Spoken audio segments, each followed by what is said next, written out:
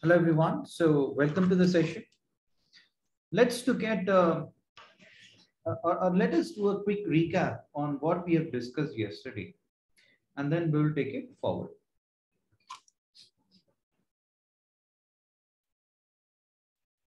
Yesterday, we discussed about investment. We spoke about a few things on what happens if we invest money. We also understood that it's not just about how much money you are going to get back, but you also need to focus upon what is the risk associated. Okay. And we discussed this that if you have a person who has $100,000 and say there are two options. Option one is, you invest in a risk-free asset. You get $105,000. You invest in a risky asset, and then you get $150,000 with probability of 60%, and 80,000 with a probability of 40%. Okay? This is what we have discussed about yesterday. Then we have also calculated return on investment. That is, how much money am I going to get back? If I invest 100,000, how much money am I going to get back? If I invest in a risky asset versus how much money would I get if I invest in a risky asset? And we understood that risk-free asset, I'll write it as RF, risk-free asset, would give you a return of, let me put it this way, so that I always keep revisiting this slide. Okay, I'll do that. That would be better. I'll write it somewhere at the top corner,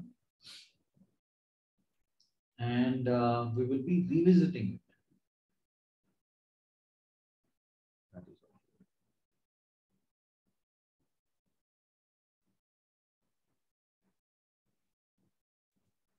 Okay, so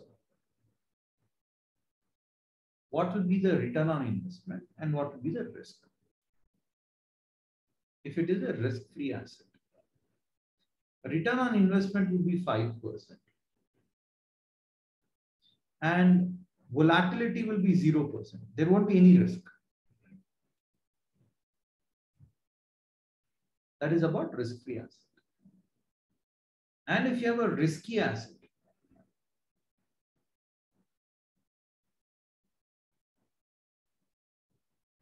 then 22% is a expected return. For what amount of risk? That we calculated here. Variance is equal to risk is what we discussed. And we could calculate and get this number.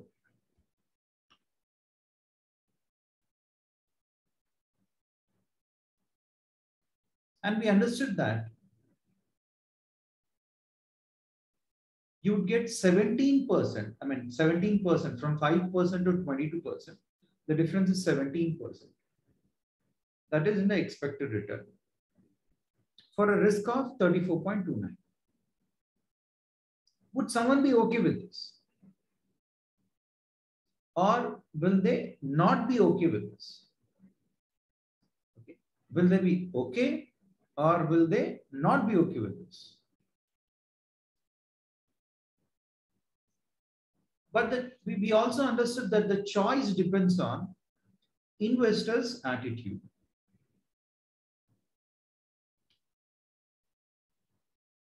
And this falls in the domain of utility theory.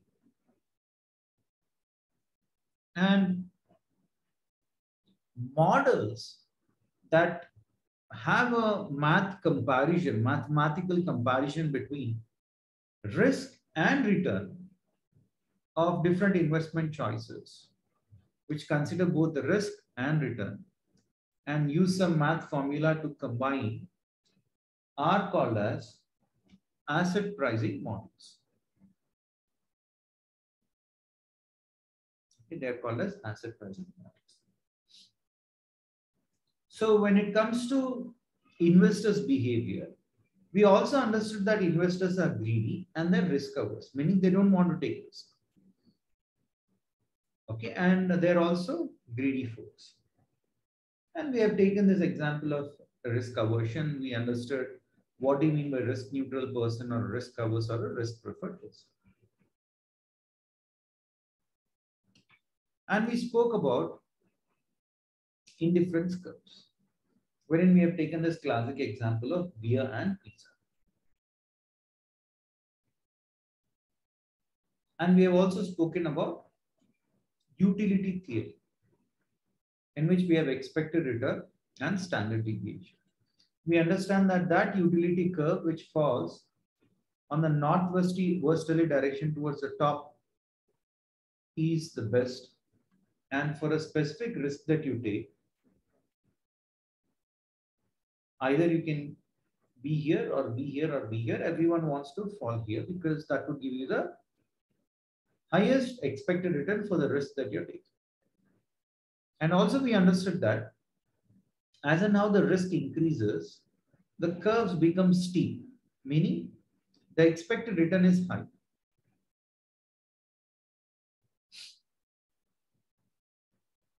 Then we have also spoken about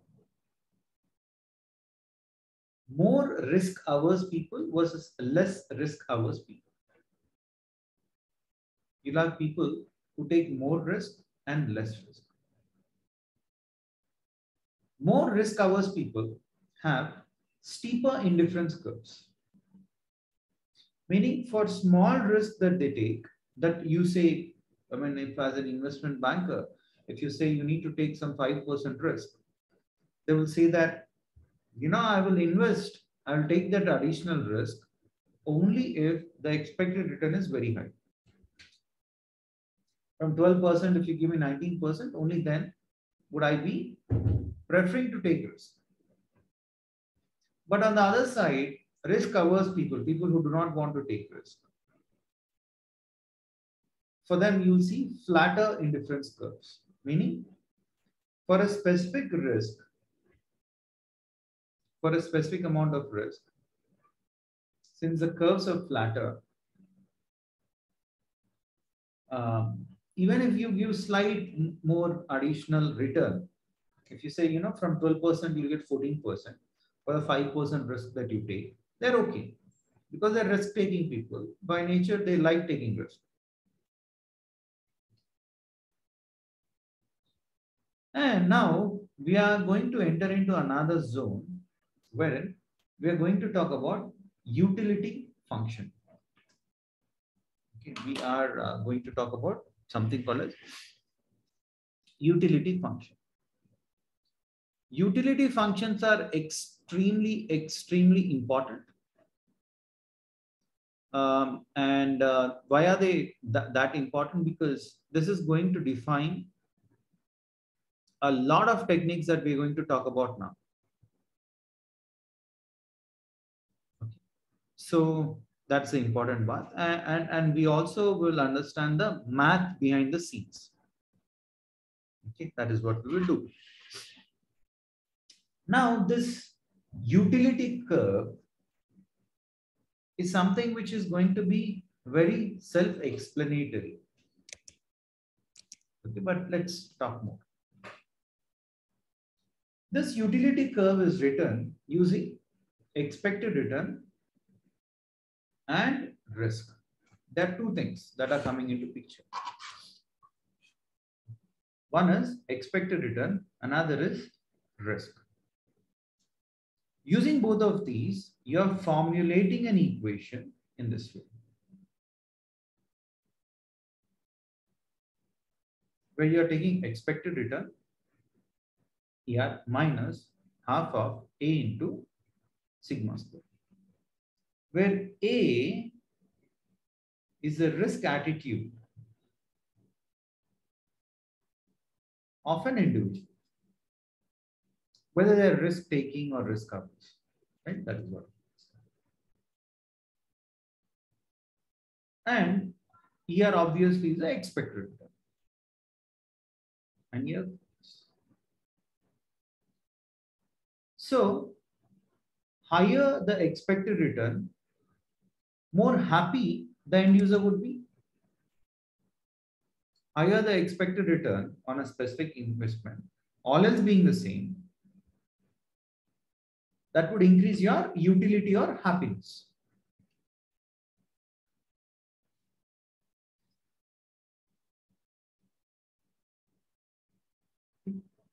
Then all else being equal, the higher the risk on an investment. If the risk is higher, all else being same, your utility or happiness will come down. That is why you have a minus sign. The negative sign here is saying that as and how the risk increases, your utility will come down. Common sense. And this half that you're seeing here, 1/2, is just for mathematical simplicity. Very soon you'll understand that when we take derivative of this, you get 2 sigma, and this 1/2 and 2 gets cancelled. That is why that 1/2 exists. Otherwise, there is no use of that.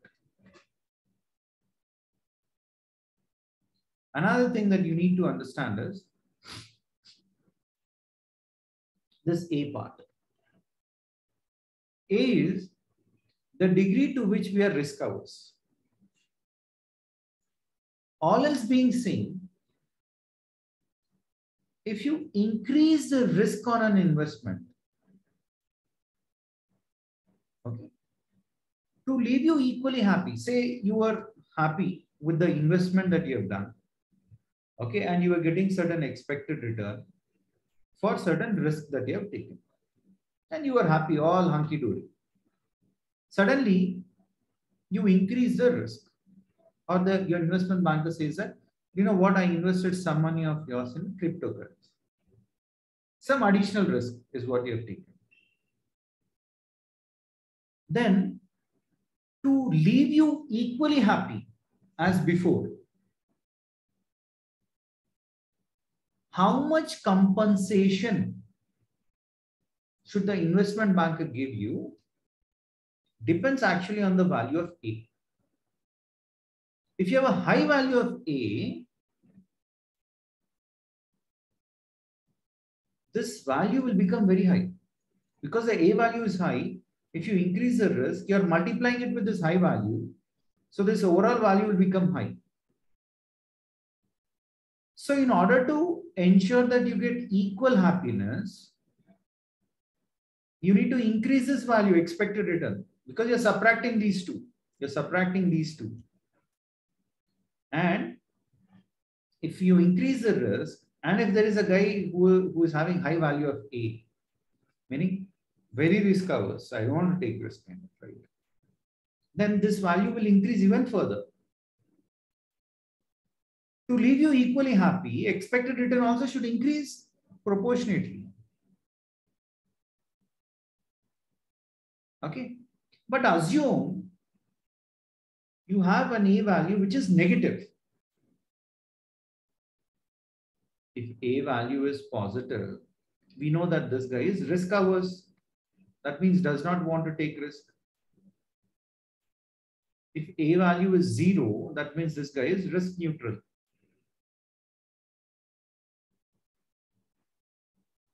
And if A value is negative, that means we have people who are risk taking. They are preferring to take risk. All right. Now, if the A value is negative, risk-taking guy, if you increase risk, what happens? Since this is negative, negative into negative will become positive. This guy is okay. Even if you increase the risk, this guy will be absolutely fine. But do we know the value of A? Even if you ask yourself this question, if you are investing somewhere in stock market especially. Do you know what amount of risk you want to take? We don't know. It is subjective. But then we are going to talk about a specific framework which gives us a fair bit of idea on how to calculate the happiness, etc., which we'll talk about. So A here is called as coefficient of risk aversion. Okay, and then if you get a value of A greater than 0, it is called as, that investor is called as risk averse investor. If you have a value A equal to 0, that person is called as risk neutral investor. If A value is less than 0, that guy is called as risk loving investor.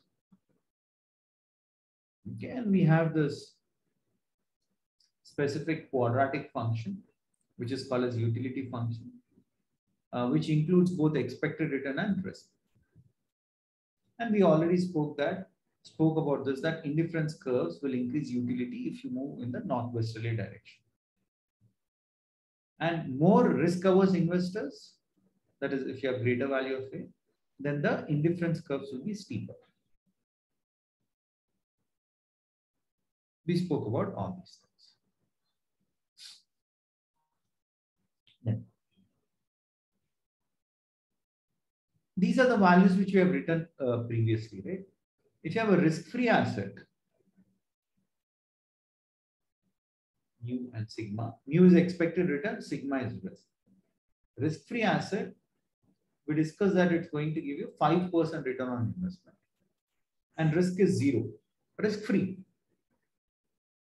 Then we have a risky asset, wherein you get 22% expected return, and the risk is 0.3429, 34.29%. Then you have this utility function, wherein you have expected return minus 1/2 into A into sigma square. Expected return is 0.05 minus half is 0.5 into, say you have an investor with A equal to 3. A value positive means risk averse, don't want to take risk, kind of a guy. Bigger that A value, more risk averse that person would become. Say, there were two investment options, right? Initially we spoke about. One is risk-free asset, another is risky asset. If you ask this person on, hey, where do you want to invest your money? You have $100,000. Do you want to invest it completely in risk-free asset? Or do you want to invest completely in risky asset?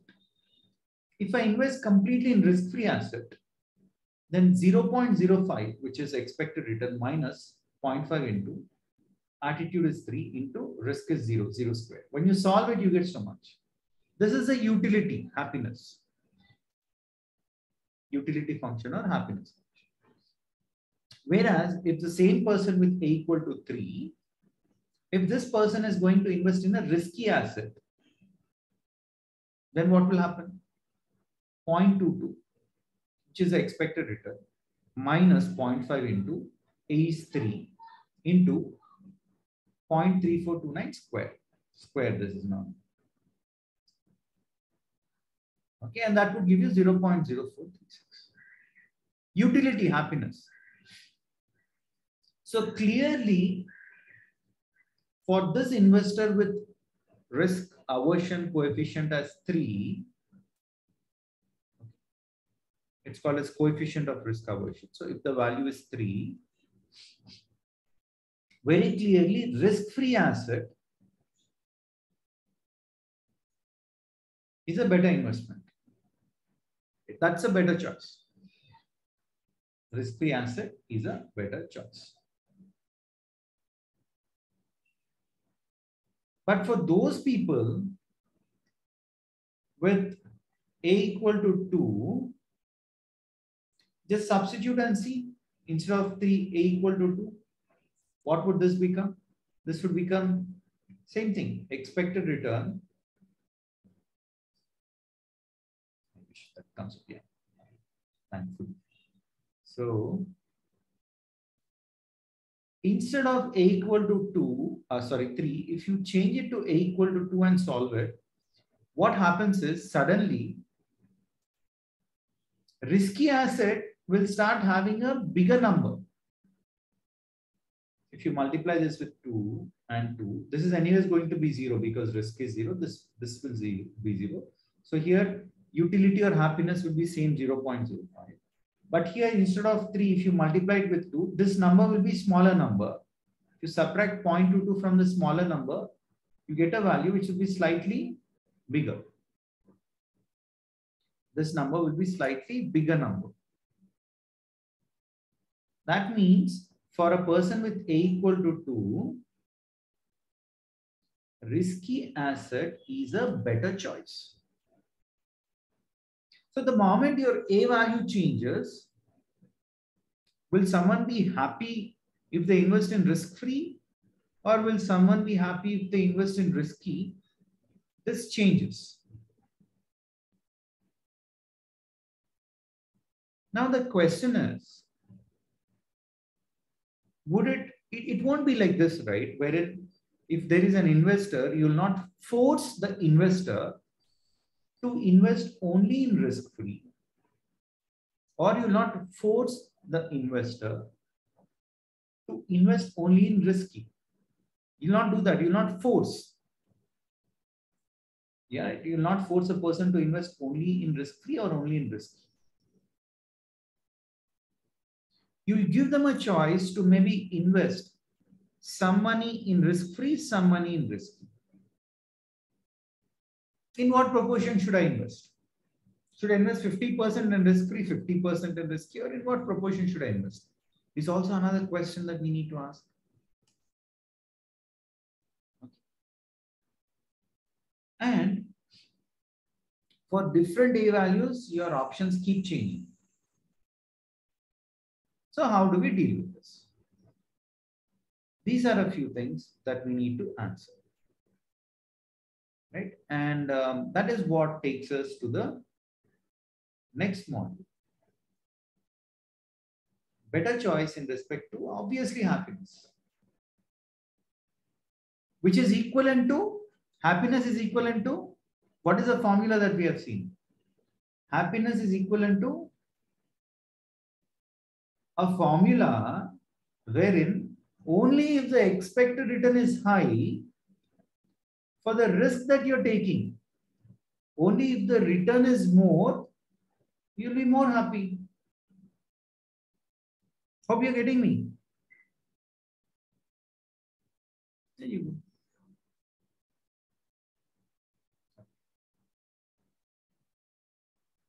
So this is what will take us to the next discussion, which is called as pricing model. Or we will get into something called as capital allocation line or CAL. We'll talk about CAL, capital allocation line, on how do we optimally, allocate the money between different stakeholders. Between different assets. So the first thing is, if you have one risky asset,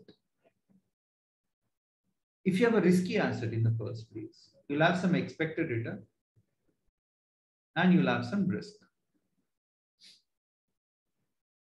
And if you have a risk-free asset with constant return, the return on investment will be constant, same. Then what?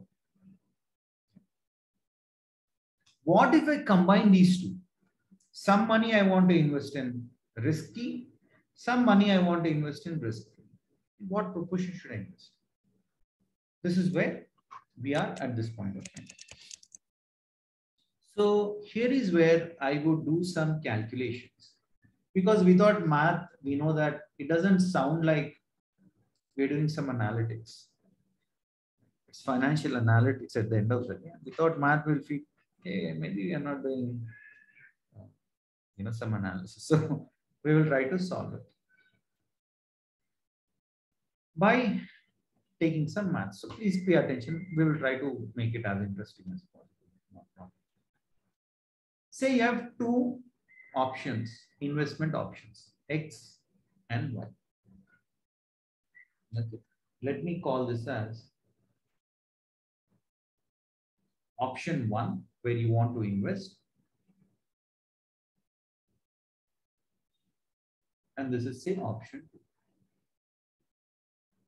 So we have two options. Say this would give you an expected return of mu x, and this has a risk of sigma x. Some risk, some return, some risk. Say option Y also has certain expected return and certain risk, certain amount of risk.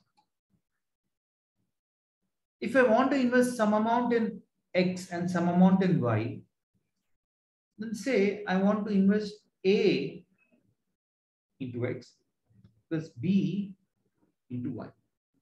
So I have both assets, X and Y. I want to invest at 40% in X and 60% in Y. If that is the case,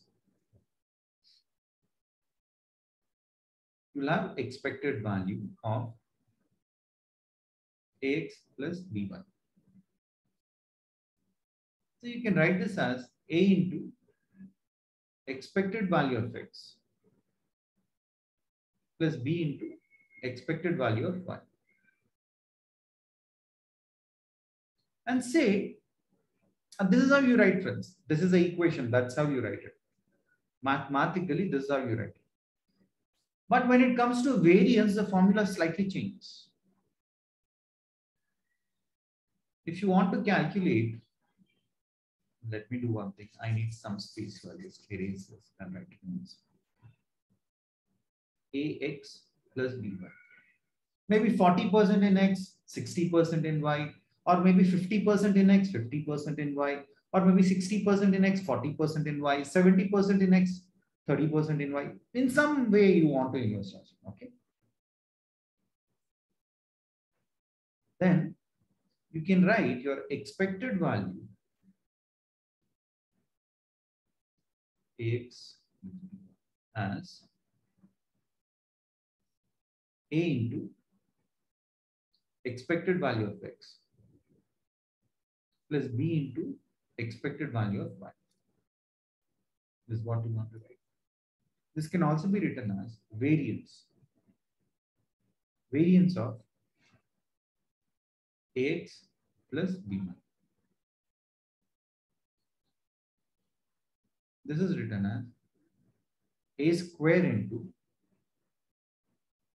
variance of X plus B square into variance of Y. This is a math equation, friends. You just need to remember this. 2 times of AB into covariance of X comma Y.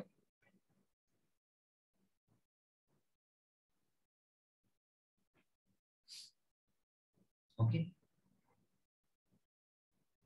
Let me see what equations.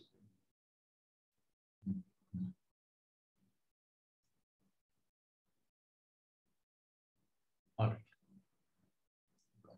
So let me explain.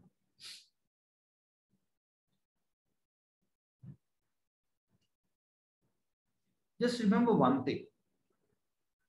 And that one thing that you need to remember is that this covariance of X comma Y, okay, covariance of X comma Y. If you look at the covariance formula, if this is covariance of X comma Y, sigma, then this is written as rho X comma Y into sigma X into sigma Y. This covariance is written in this way. This rho, Greek notation rho, that's how you call it as RHO, rho. is nothing but correlation between what? X and Y.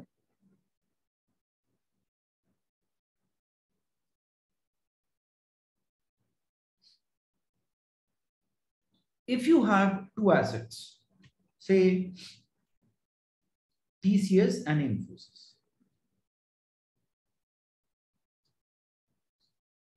both of these are from IT industry, both of these are from Indian based companies. So when the stock value of TCS increases, Infosys stock value also increases. So the correlation between these two will be high. Will be high. But then, if I give you an example of this scenario that we have been talking about, that assume that you have, okay, a risk-free asset.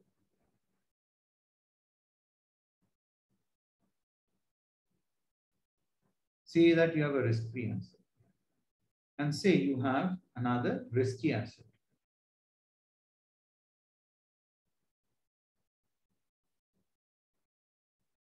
Risk-free asset, say, is giving you 5% return on investment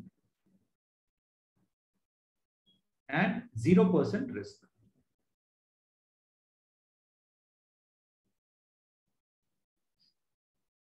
And say you have a risky asset wherein you're getting 22% expected return and 34.29% risk. Now that's what we discussed. Already we have calculated those things. If you have a risk-free asset which will constantly give you 5%, constantly it will give you 5%. And you have a risky asset, say TCS, whose values will keep fluctuating. It might give you minus 10%, it might give you 10 plus 10%, it might give you minus 2%, it can give you plus 5%, it will keep varying. When you look at the correlation between an asset which always keeps fluctuating versus something which is always the same, when you look at the correlation between these two, correlation will always be zero, almost zero. If the correlation is always going to be zero for this kind of a scenario where you have a risk-free asset and a risky asset, if the correlation is going to be zero, then this entire value will become zero. That means your covariance value also will become zero.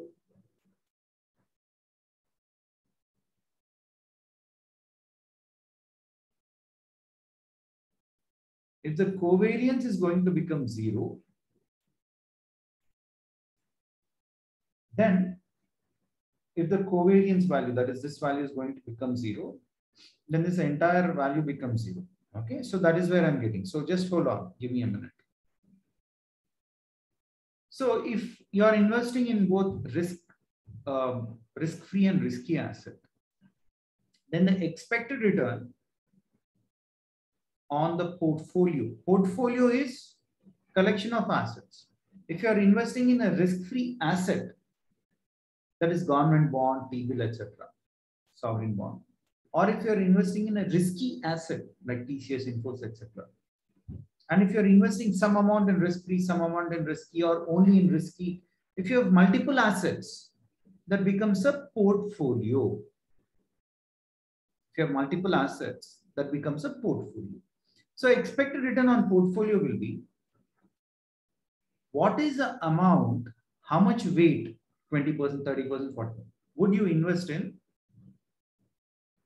right, in a asset called X. Let me call it as risk. Let's say you have $100,000 which you want to invest. Out of $100,000, if you invest, say, out of $100,000, if you invest $40,000 in asset 1, risk-free asset, then remaining money should be invested in risky asset because you have only two options to invest in. Assume for now you have only two options to invest in.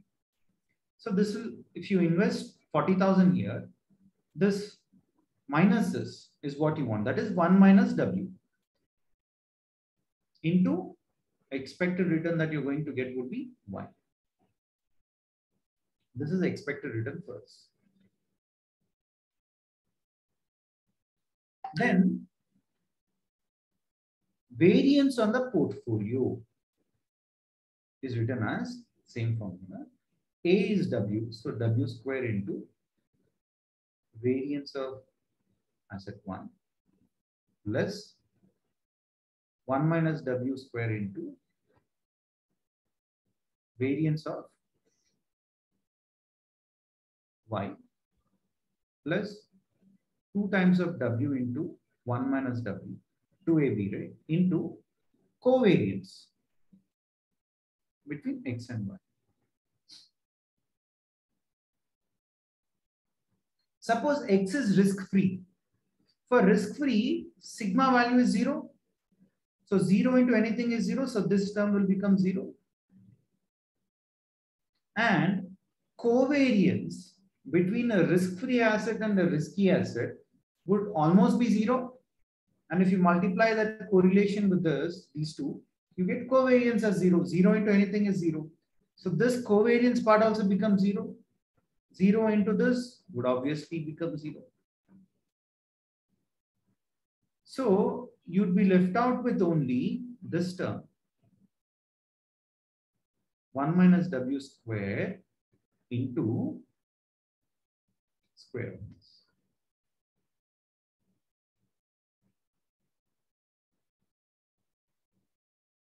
Okay. Or you can also say that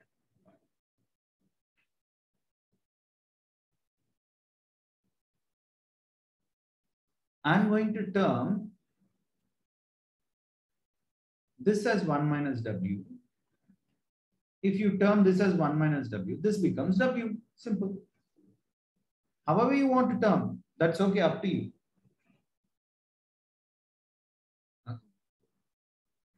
It's up to you.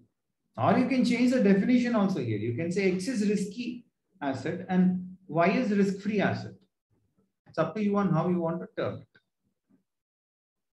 For the mathematical ease of our calculations, what I shall do is a slight change. Let this be W only. Let this be 1 minus W only. That's fine.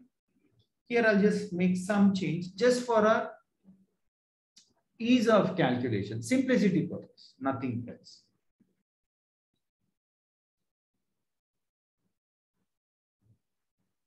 I'll call this as X. And Y I'm going to call it as risk-free. This will give 5% and risk is 0. Now, you know for a fact that X is risky, Y is risk-free. So in risk-free asset, risk is 0. So this becomes 0. 0 into anything will be 0. And here covariance is 0. 0 into anything will be 0. So you'll be left out with only this. That is, variance is equal to W square into sigma X square.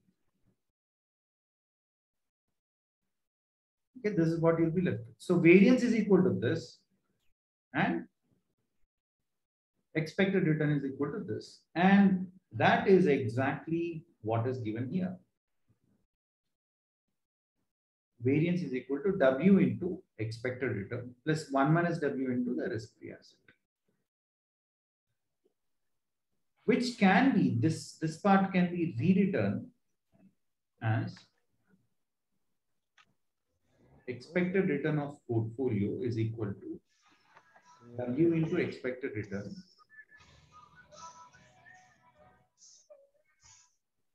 there is some gentleman was unmuted now. Okay. Plus 1 into RF will be RF, risk free, minus W into RF.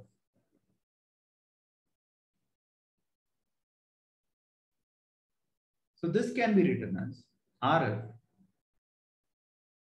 plus W into expected return minus risk-free asset. And we already have this also, right? Sigma P is equal to this. If you remove square, you get risk on the portfolio is equal to W into sigma. These are the formulas. Okay. Now let's calculate. We already know that when it comes to risky asset, expected return is 22% for a risk of 34.29%. And we also have a risk-free asset. For this risk-free asset, you get a return of 5% for a risk of 0%.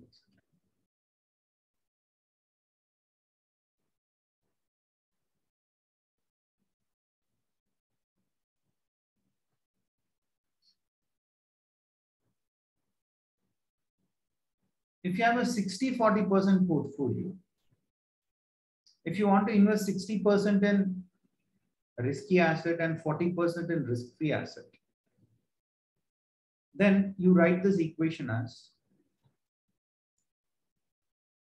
expected return is equal to the portfolio, W, that is the weightage, 60% into expected return, 22%, plus 40% into expected return of the risk-free, which is 5%. You get 15.2%. Standard deviation is, or the risk is W into sigma, 0.6, which is a proportion that you're investing in a risk-free asset. Risky asset into sigma is the risk, and that would give you so much. If you're going to invest 60% in risky asset and 40% in risk-free asset, this will be the expected return for the risk that you're taking. But then, can I not invest in the ratio of 70-30? Okay. Or it's some other ratio. But before that, let's look at the A. A value will not go away. A value will remain the same.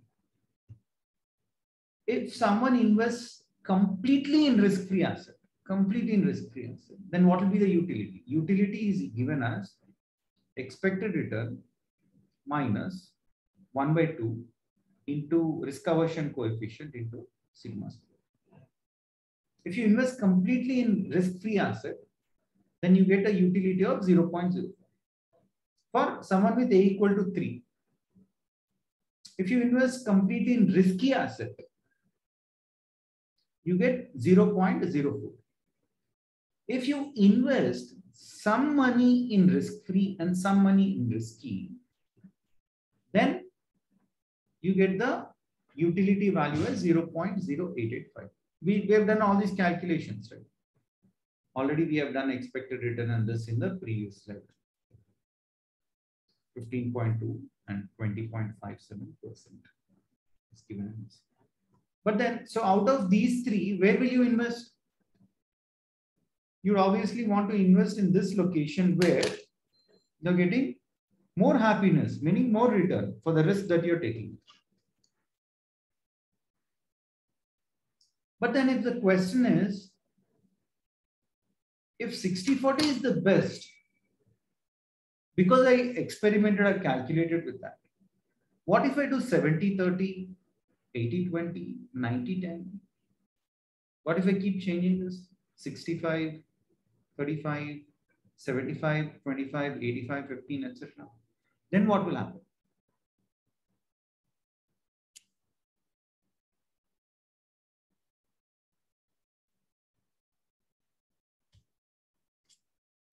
Is a $1 million question.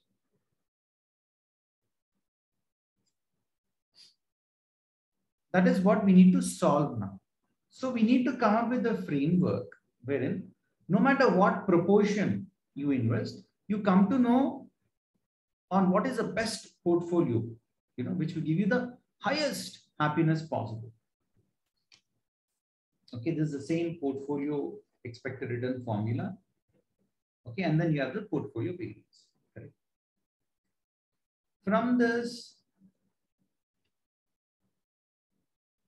if I say that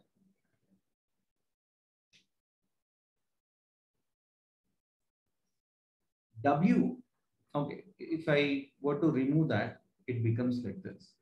This can be rewritten as W equal to sigma P by sigma. Take sigma on the side. W equal to this. So in this equation, in the place of W, you put sigma P by sigma. Okay, this is what you get.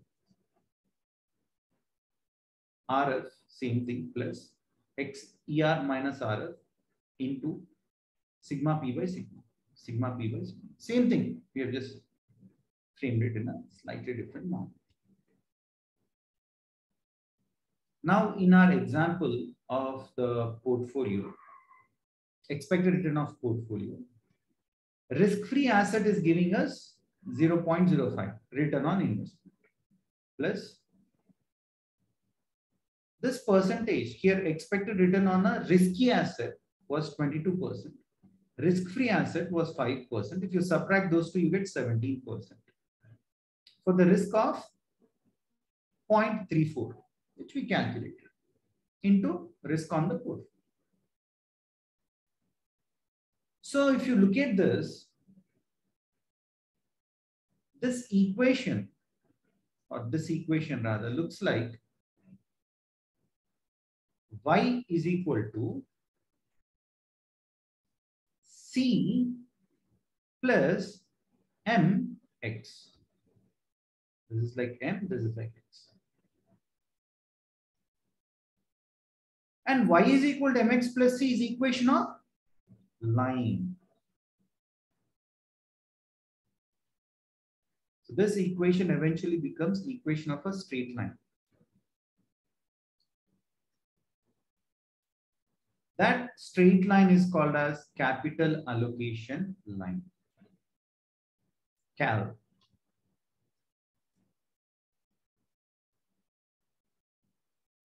And this part M is the slope of capital allocation line, meaning if you have a line like this, okay, wherein you have risk and return. If you have risk and return, just give me a minute. I think there is some low battery showing up for me. Just give me a minute. I'll connect the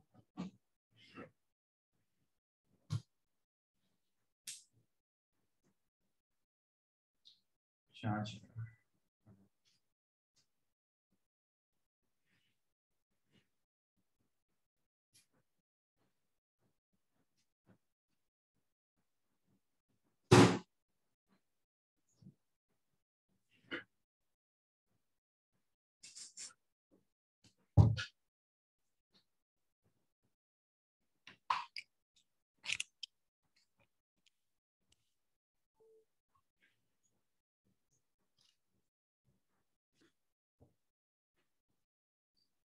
Okay.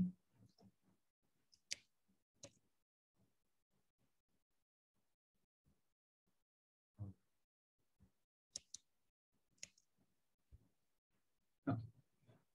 Then the slope of the line, how steep or how flat, how steep or how flat your line is given by the slope M value.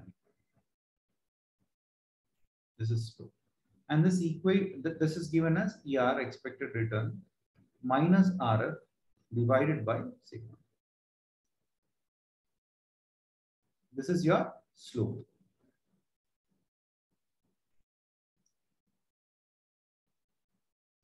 And here is where you'll have RF, which is y-intercept. C is called as constant or y-intercept, meaning on y-axis, this is y-axis, where does that line intercept? That's called as y-axis. So risk free is for us 0.5%. This is what we get. This ratio of return to risk. This ratio, if you observe carefully, how much is the expected return that I'm going to get over and above the risk-free asset? So if I'm going to invest in risk-free asset, I get 5%. Fine, I know that. But this entire thing is expected return on a risky asset minus risk-free asset.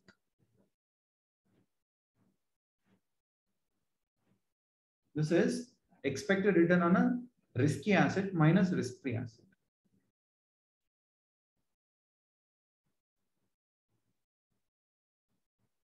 So 22% minus 5%, which is nothing but 17%.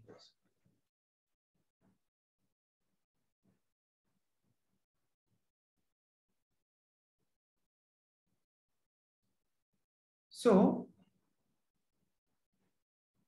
the 17% is the return that you're getting over and above the risk-free rate. Risk-free rate, anyways, I'll get 5%. On top of that, how much will I get? Is this reward? So this is nothing but reward that I'm going to get over and above your risk-free rate. And sigma is the risk. And this is called as reward to risk ratio. This reward to risk ratio is also given a special name called as Sharpe ratio. Okay. This reward to risk ratio is given a special name called as Sharpe ratio because it's very important, which is nothing but slope of your capital allocation number. So here is your capital allocation number.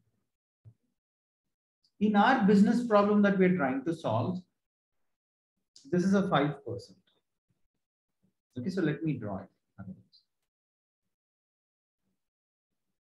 You have risk of the portfolio. You have expected return on the portfolio. And you have a capital allocation line. In this capital allocation line, we know for a fact that y-intercept is nothing but RF, which is 5%. For a risk-free asset, expected return is 5%. And what is the risk? 0. Because it's risk-free asset. For a risk-free asset, expected return is 5% and risk is equal to 0. We already know that.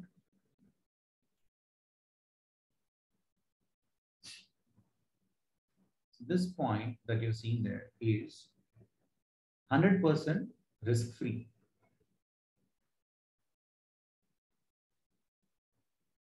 And 0% risky. If you change the proportion now, try to change the proportion. That is, if you say 50% risky, 50% risk-free, or say, if you want to change the proposition, if you want to invest completely in risky asset means 22% return on investment and 34.29% risk. We already calculated it, all these values. That means expected return will be somewhere here, 22%. And say, this is the risk. Risk is 34.29%.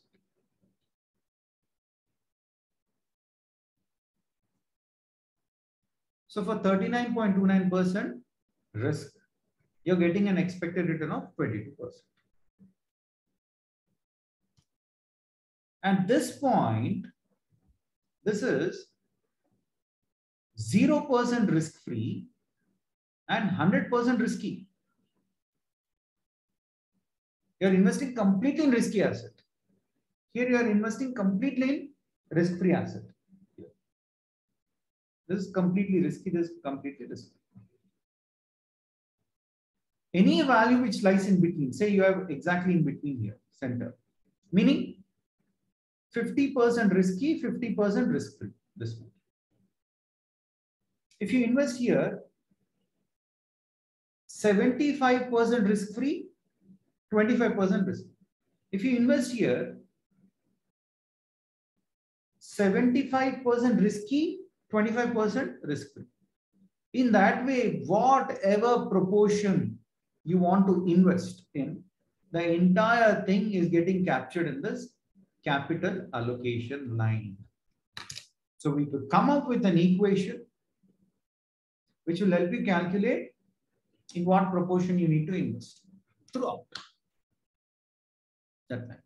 But the $1 million question is, if a guy has A equal to 3, should I invest here or here or here or there? Where should I invest? Tell me. That is a point that we need to resolve. If a person has A equal to 2, where do I invest? Is a point that we need to discuss, right? So given the risk aversion factor coefficient, we need to resolve this. Okay. So what we shall do is, we shall stop now, and this movie we will discuss tomorrow. Yeah. Next episode will come tomorrow. Okay. So all these would be placed on my YouTube channel, and you all would be given access to that. So watch there, like, share, comment, do whatever you want with that. And then tomorrow we'll talk about the next set. Thank you so much, friends, and bye for now.